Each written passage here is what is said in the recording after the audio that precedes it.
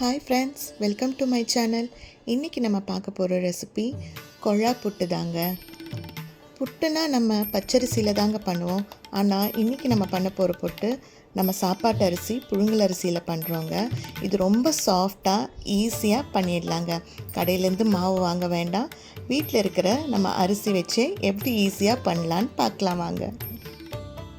இங்கே நான் 1/2 கிலோ புழுங்கல் அரிசி எடுத்திருக்கேங்க. நம்ம காலையில் டிஃபன் பண்ணுறதுக்கு நைட்டே அரிசி ஊற வச்சிடணும். எப்போ பண்ணுறதா இருந்தாலும் அரிசியை 8 மணி நேரம் ஊற வைக்கணுங்க. அடுத்த நாள் காலையில் அரிசி எடுத்து நல்ல ஒரு க்ளீன் காட்டன் துணியில் காய வச்சிடலாங்க.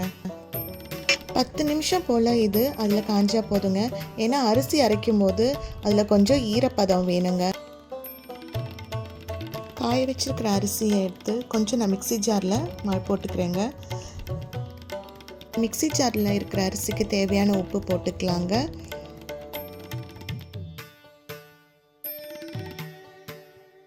பாருங்கள், இந்த அளவுக்கு நான் அரைச்சிருக்கேன்.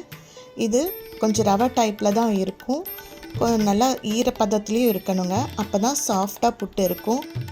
அவ்வளோதாங்க, கொழா புட்டுக்கான மாவு ரெடி ஆயிடுச்சு.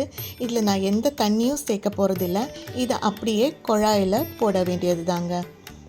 இதோ கொழா புட்டோட குழாயில் ஃபஸ்ட்டு கொஞ்சம் தேங்காவை போட்டு, அதுக்கப்புறம் கொஞ்சம் மாவு போட்டு, அதுக்கப்புறம் பின்னியும் கொஞ்சம் தேங்காய் போட்டு, அந்த மாதிரி லேயராக போடுறேங்க.